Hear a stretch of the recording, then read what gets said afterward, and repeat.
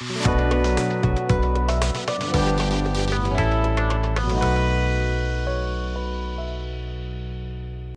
நான் டாக்டர் அக்ஷய் பேசுகிறேன். திருப்பூர் ரேவதி மெடிக்கல் சென்டரோட consultant paediatrician and நியோனட்டாலஜிஸ்ட்.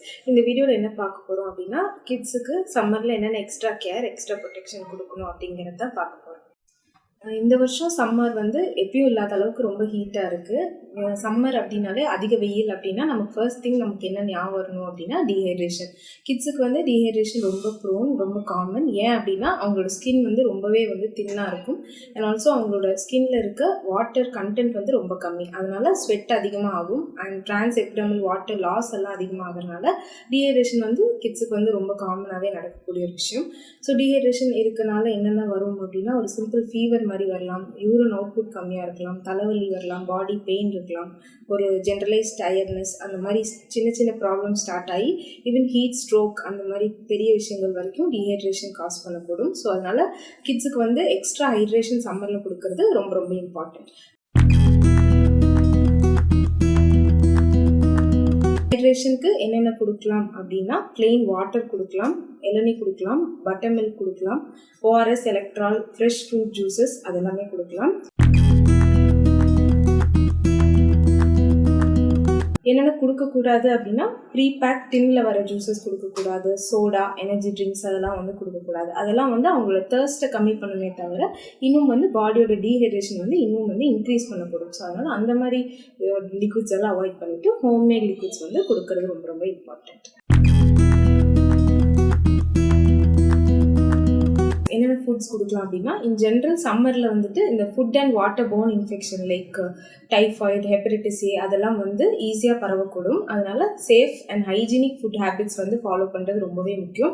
Hand washing ஒரு டைம் சாப்பிட்றதுக்கு முன்னாடியும் கிட்ஸ் வெளியில் விளையாட போவாங்க, அந்த மாதிரி இன்ஃபெக்ஷன் ஜாஸ்தியாக இருக்கக்கூடும். ஸோ அதனால் ப்ராப்பர் ஹேண்ட் வாஷ் பண்ணிவிட்டு முடிஞ்ச வரைக்கும் வீட்டில் ப்ரிப்பேர் பண்ண ஃப்ரூட்ஸ் கொடுக்கறது அவசியம். Also fresh fruits and vegetables, water content அதிகமாக இருக்க ஃபுட்ஸ் கொடுக்கறது அவசியம். ஸ்கின் கேர் ஏன் இம்பார்ட்டண்ட் அப்படின்னா, அவங்களோட ஸ்கின் ரொம்ப ஈஸியாக சன் டேமேஜ், சன் பர்ன் அதெல்லாம் இச்சிங், இரிட்டேஷன் அதெல்லாம் நடக்கக்கூடும். அடல்ட்ஸ் மாதிரியே அவங்களுக்கும் அந்த யூவி ரேஸோட டேமேஜ் ஈஸியாக கிட்ஸுக்கும் இருக்கிறது காரணத்தினால ஸ்கின் கேர் கிட்ஸுக்கும் ரொம்ப ரொம்ப இம்பார்ட்டன்ட். என்ன ஃபாலோ பண்ணணும் அப்படின்னா, பெரியவங்கள மாதிரியே கிட்ஸுக்கும் சன்ஸ்க்ரீன் ரொம்ப ரொம்ப important. American Academy of Pediatrics என்ன ரெக்கமெண்ட் பண்ணுறாங்க அப்படின்னா, 6 months மேலே இருக்க எல்லா கிட்ஸுக்குமே சன்ஸ்க்ரீன் யூஸ் பண்ணணும். Minimum SPF of 15 maximum SPF 50 வரைக்கும் எந்த ஒரு சன்ஸ்க்ரீன் வேணாலும் யூஸ் பண்ணிக்கலாம். கிட்ஸுக்கு கம்ப்ளீட்லி சேஃப் தான் சன்ஸ்க்ரீன் யூஸ் பண்ணுறது. லெஸ் தென் 6 months ஆஃப் ஏஜுக்கு டெஃபினட்டாக டைரக்ட் சன்லைட்டுக்கு எடுத்துகிட்டு போகக்கூடாது. அதனால் அவங்களுக்கு சன்ஸ்க்ரீன் யூஸ் பண்ண தேவையில்லை. மோர் தென் 6 months எல்லாருக்குமே சன்ஸ்க்ரீன் யூஸ் பண்ணணும். ஆல்சோ இந்த மாதிரி ஸ்வெட்டிங், அவுட்டோர் ஆக்டிவிட்டீஸ் போகிறாங்க அப்படின்னா கண்டிப்பாக அதை எவ்ரி 2 hours ரீஅப்ளை பண்ணுறது இம்பார்ட்டண்ட். அதே மாதிரி அவுட்டோர் ஆக்டிவிட்டீஸ் முடிஞ்ச வரைக்கும் ஹாட் சன், அதாவது காலையில் 10 மணிலேருந்து ஈவினிங் 4 வரைக்கும் தான் ஹாட் சன், அந்த யூவி ரேஸ் அதிகமாக இருக்கக்கூடும். அந்த டைமில் அவாய்ட் பண்ணிவிட்டு maximum indoor games and indoor ஆக்டிவிட்டீஸில் இன்வால்வ் பண்ண பாருங்கள்.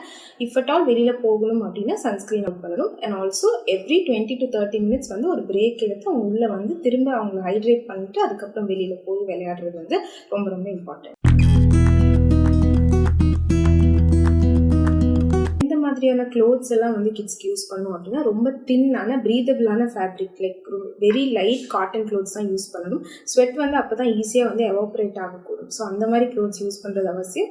அண்ட் ஆல்சோ வெளியில் போகும்போது சம்மர் சீசனில் அதிகமாக இந்த பூச்சிக்கடி, இன்செக்ட் பைட்ஸ் எல்லாம் காமனாக இருக்கும். அப்படிங்கிறனால இன்செக்ட் ரெப்பலன்ஸ், ஓடர் மாஸ் அந்த மாதிரி இன்செக்ட் ரெப்பலன்ஸ் யூஸ் பண்ணுறது ரொம்ப முக்கியம். இந்த சம்மரில் இந்த டிப்ஸ் எல்லாம் ஃபாலோ பண்ணி இந்த கிட்ஸை ப்ரொடெக்ட் பண்ணுங்கள். ஆல்சோ உங்களுக்கு எதாவது டவுட்ஸ் இருக்குது அப்படின்னா இந்த வீடியோ கீழே கமெண்ட் பண்ணுங்கள், நாங்கள் ரிப்ளை பண்ணுறோம். நன்றி, வணக்கம்.